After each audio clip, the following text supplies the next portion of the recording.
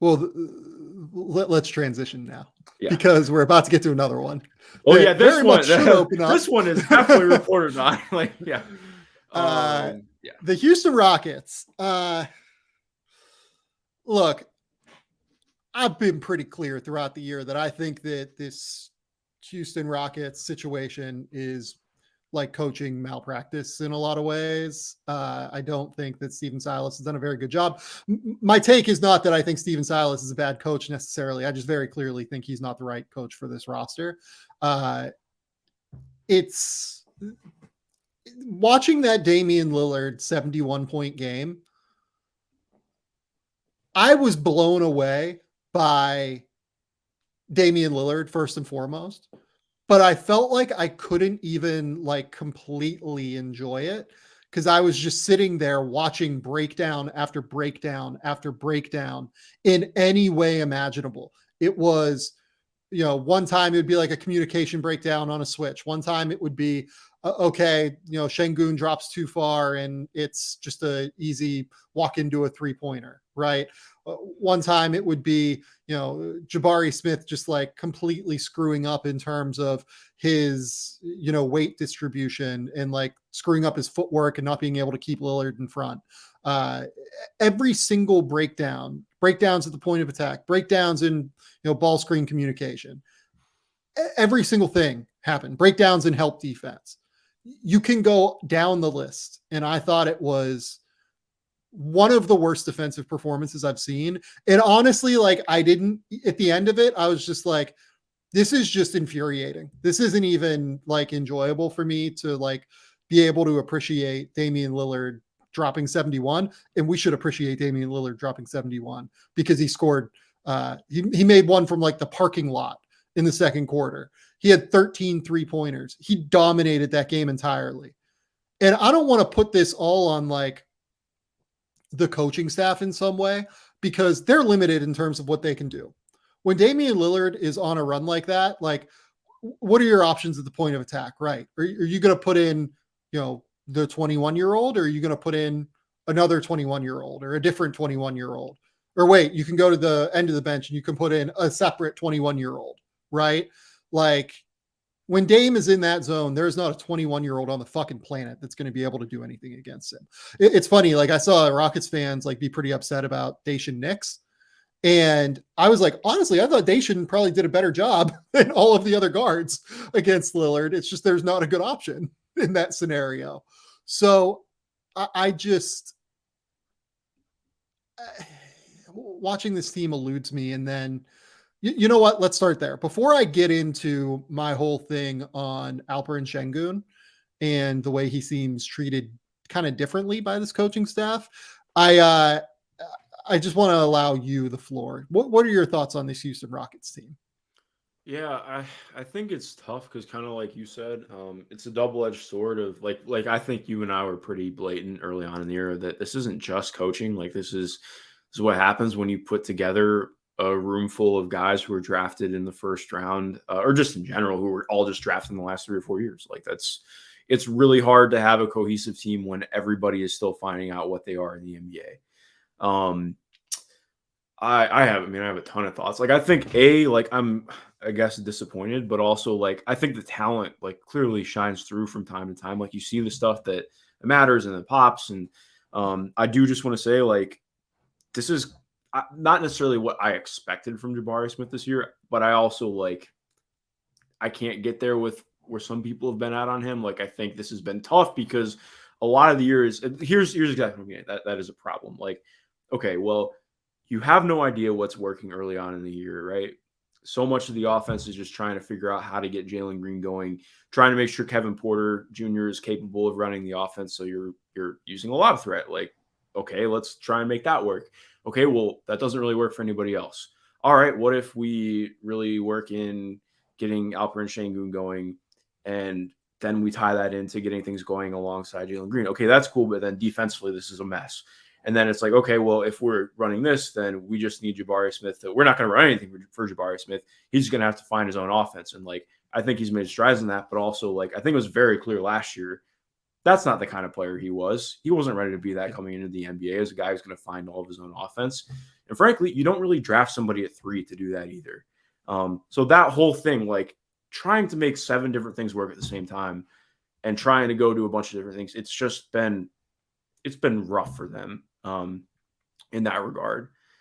And I think it's tough too. I want to talk about Jabari after Yeah. this, like after the mess of it, because I do think Jabari's in a really interesting position. But sorry, continue. No, you're good.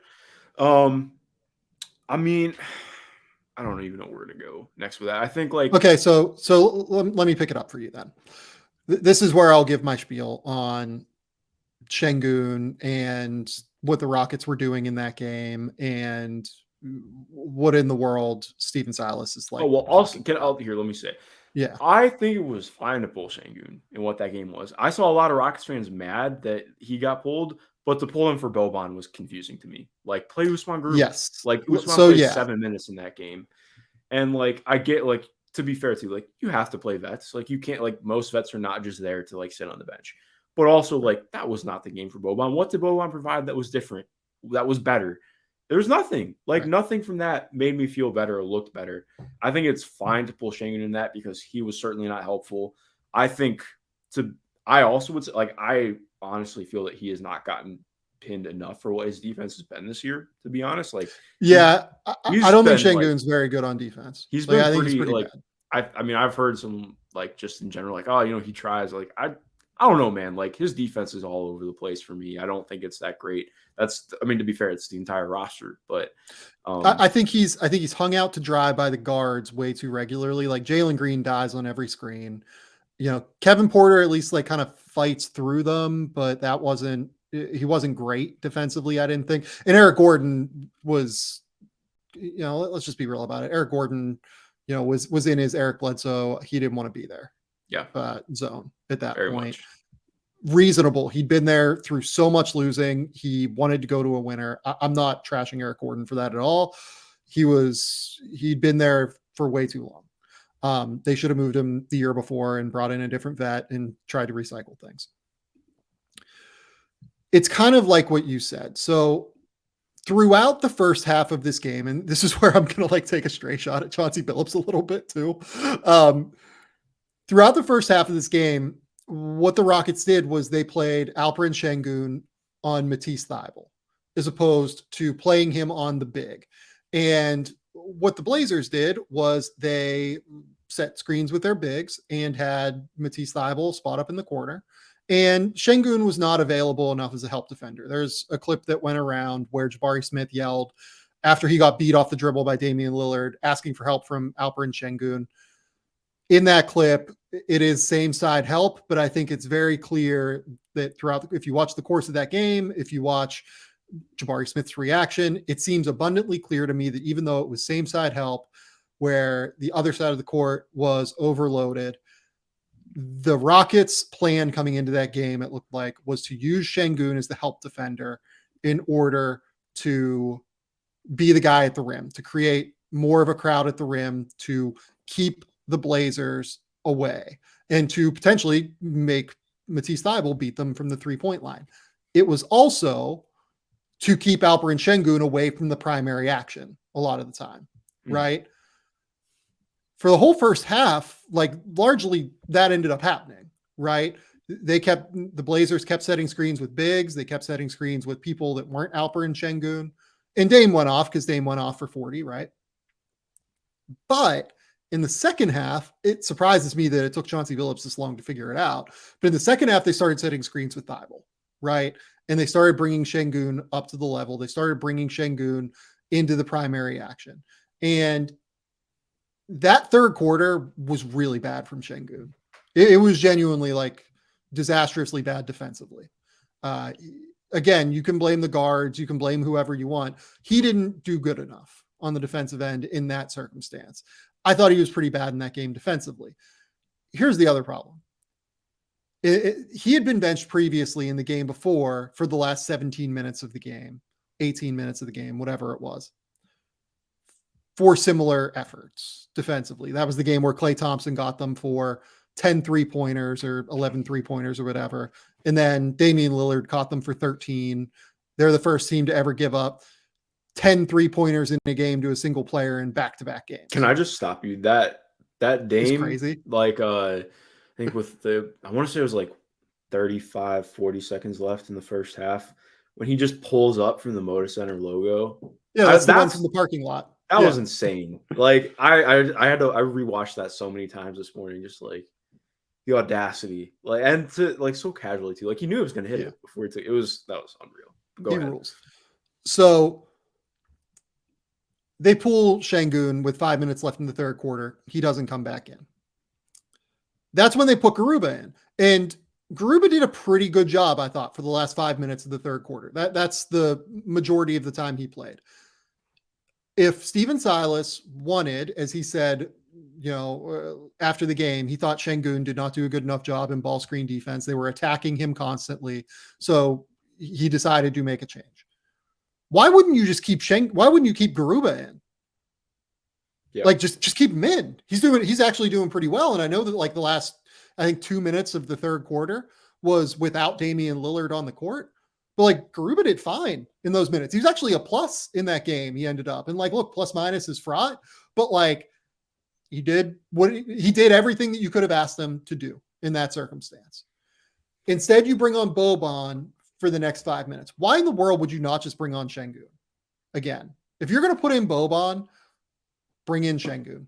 There's no reason to not do that. Here's the other thing. Alperen Şengün had 17, 10, and 5 in those, the first 30 minutes of that game, 31 minutes, I guess, of that game. He was terrific on offense. And I guess that you can say that, okay, Steven Silas went with what worked because the Rockets cut the lead from 20 to about 8 points by the time that I can't remember what it was. It was like with 10 minutes left in the third or fourth quarter or something like that. They got it down to like 8 or so, maybe 9 minutes left in the fourth quarter. And like, if you're Steven Silas, you might be sitting there going, oh, well, this is working. Like we're cutting the lead. We're rolling, right? Here's the thing. The whole reason it went from 16 to 8 in the first place is because Damian Lillard was out. And then when Damian Lillard came back in, it was just curtains again. Let Şengün get the reps. Like, I'm not saying Şengün is good defensively. I think he's pretty bad defensively. Rockets fans yell at me all the time for it. I think he's pretty bad defensively. But you know how you get better defensively? You get the reps. You need the reps to be able to work through your problems defensively. We're seeing it with James Wiseman. I still think Wiseman's been pretty bad defensively if you watched the Charlotte game last night, but we're seeing James Wiseman get more confidence, which is really good. He had like 23 points and 9 rebounds last night or something like that. It's good to see him get the reps. It's good to see him get the confidence, even though the team is not performing well on the defensive end. He needs to figure out his angles, much in the same way Alperen Şengün needs to figure out his angles on defense. Here's the other thing.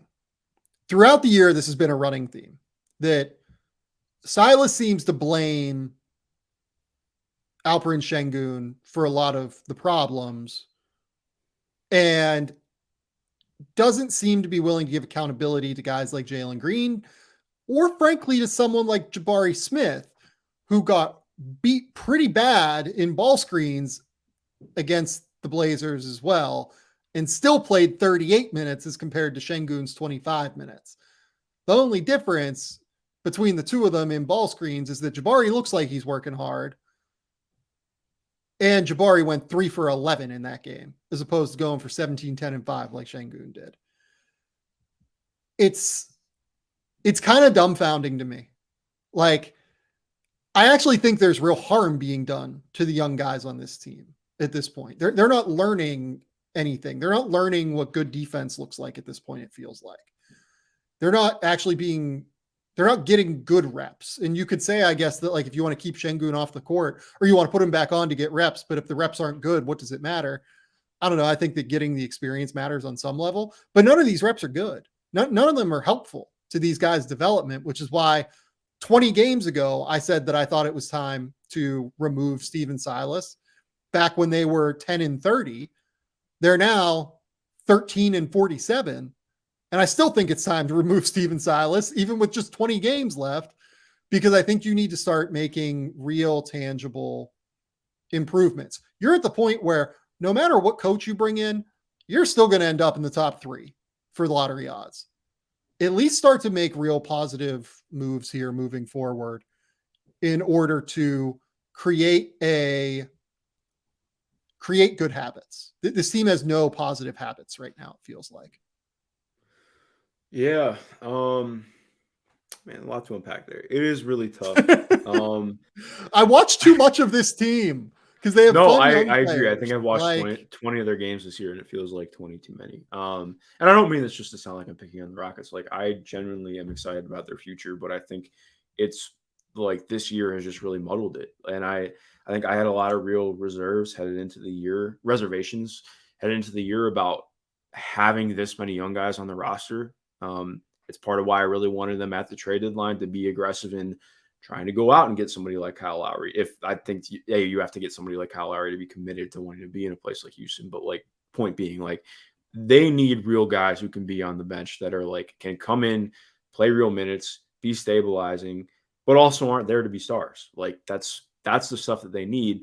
And I think that's part of their biggest issue is they have guys who, and this is not me trying to call out their role players, but like KJ Martin is a guy who wants to be a starter in the league. Like he's been very vocal about frustrations with minutes at times. Like it's been better this year, obviously, but when you have all these guys who are trying to figure out what they are in the league, who are trying to hit that next level, it's really hard to make things actually work together.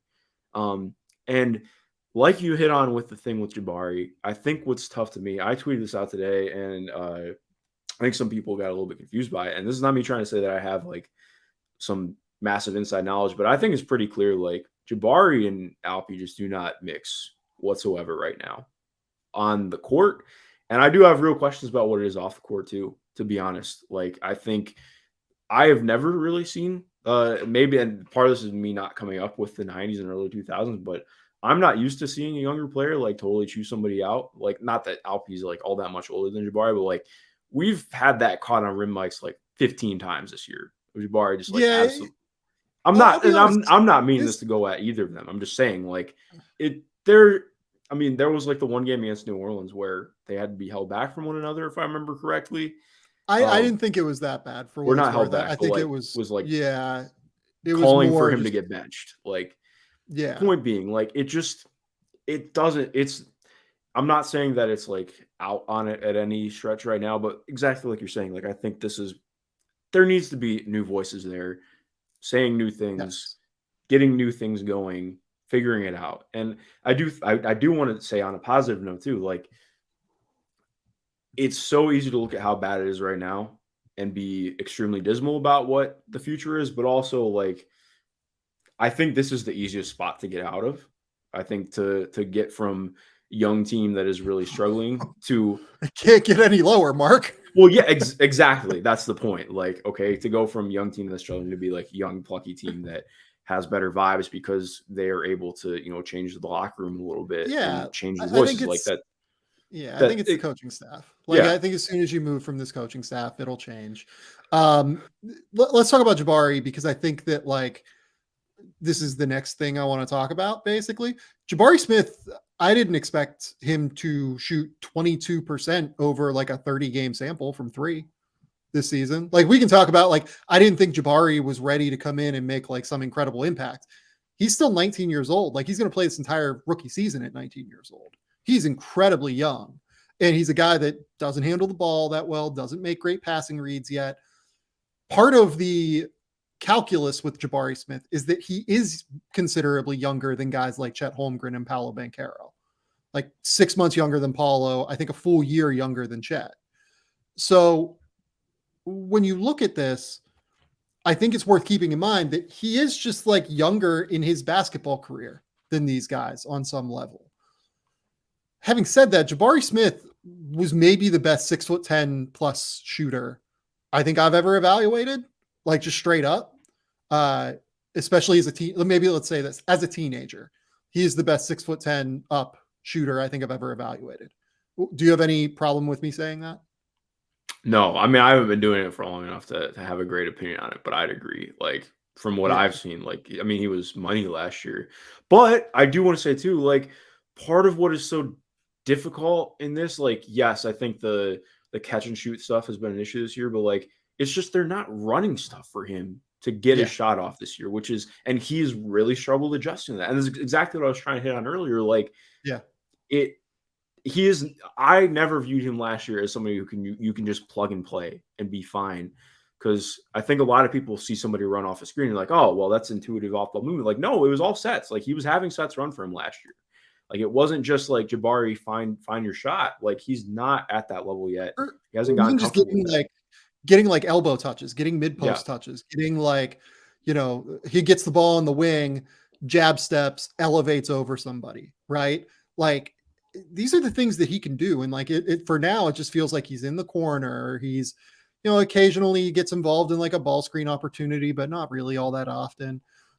It feels like he is just kind of being used as a floor spacer and as a spot up threat. And it is just, it is bizarre to me that he's being so shunted off to the side within their offense. Like I would have thought that this could have been a really interesting scenario with him just getting an opportunity late in the season here to be able to maybe get some touches. Maybe Steven Silas being quoted in that Mark Spears bizarre article that was written where, essentially Brian Windhorst refuted it today in his story about the Oklahoma City going into the draft saying that they had two guys that they wanted. One was Chet Holmgren and one was Jalen Williams.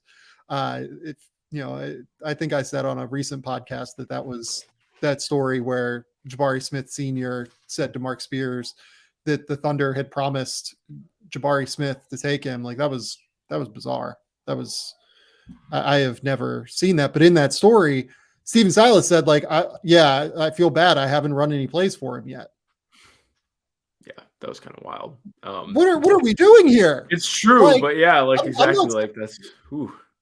Like I'm not saying that like he's done some things to earn it necessarily. He struggled. He's shooting like 22% from three over his last little while. Like he's pretty harmful to them when he's out there, if I'm being completely real with it, right? But run some stuff for him. Sit him down. Say, look, Jabari, we know that you're struggling now. But you know what? This next game here, given that we're 13-47 and we suck anyway, we're going to try and run some stuff through you this next game. We're going to actually give you the ball on the wing. Feel free to like jab step or just like jab step, try and get your guy, to fall back on his heels a little bit, or take a pound dribble, rise up and shoot. If you take 15 shots in this game, and look, Jabari takes, double-digit shots most games, right? But actually run it for him as opposed to it being like, okay, you're kicking out here. Actually just like give him the confidence, sit him down and say, look, we're not playing well. We're out of the playoff picture. Our goal here is to get you going. Our goal here is like, we're still committed to you. We want you to be the best that you can be here. We know it's been hard this year. We just want to give you a game to let it rock, right? And I haven't seen them really do that, to be honest. And you're terrible. You're 13-47. Giving him a game to rock's not going to hurt. Just give him a chance, I guess. Like it took them forever to give Şengün a chance. Like this little stretch here where Jalen Green and Kevin Porter were out would have been like a perfect little opportunity to say, you know what, Jabari, we're going to let you rock. We're going to go. We know you're struggling right now. If you go 4 for 20 in this game, that's fine. But you know what? We want you to have the confidence to be able to do that. And they don't. And it eludes me. It completely eludes me the way that this team is run. Yeah. One thing I do want to say though, I have been encouraged by some of the defensive growth from him. I wasn't like the highest on him as a potential rim protector in the league. I don't love how much they've jutted him into being a small ball five. Like I still don't think that that's really going to be his bread and butter in the NBA, but I have genuinely been like pretty encouraged by some of the growth we've seen from him playing, more as a backline defender. Cause it looked really rough early on in the year. I think it's been better lately. Again, still overall rough for the team context, but yeah, I agree. It's just like, That's part of the issue of having so many guys that you're trying to develop, because you can't develop them all at the same time, at least not to their highest outcomes. And when your number 3 pick is being, again, shut it off to the side, kind of like we just mentioned, like it's like, all right, well, what are we doing here? Yeah, it drives me nuts. It absolutely drives me nuts. And it just feels like a different standard for Şengün. It really does. Like if I was a Rockets fan, I would be furious about that. Şengün has shown more than both Jalen Green and Jabari Smith this year. And it just really feels like the standard is different for him. Jalen Green has been a very lackadaisical, inattentive defender this season and plays so much. And then they'll pull Şengün for, often doing the same thing. And it's, Şengün's been better than Jalen this year. So I just don't get it. I guess that's where I'm at here. I don't get what they're going for with this right now. Yeah, it's weird. It's just very weird. Okay. Do you have anything else to say on the so let's close on this with Jabari Smith. I think he's gonna be fine long term. I do. He is a good shooter. I refuse to believe that Jabari Smith has completely forgotten how to shoot. If he has completely forgotten how to shoot, that is something that will make me think about, oh wait, is the draft a crapshoot? We talked about earlier how we don't see it that way. Mm-hmm. If Jabari Smith, between last year going from being this incredible, unbelievable shooter and all throughout his high school career being this incredible, unbelievable shooter, to not being able to shoot at any point in his NBA career, it will dumbfound me. I will not ever understand how that happened. I don't know, man. Yeah, that would be kind of wild. I agree. Yeah, it'd be completely insane to me for that to happen. I don't think it will. I think he will shoot. I think he will shoot at some point. Maybe we're in the middle of, as Swaggy D says in the comments, maybe we're in the middle of a Jabari Smith rookie wall. And the problem is that he was just starting from such a low point, to be respectful, that once the rookie wall hit, it's just really fucking tagged. Right. I don't know, man. It's a bummer. It's a bummer. The Rockets are a bummer. I enjoy watching. No, I don't. I don't enjoy watching them. I'm not going to try and say that.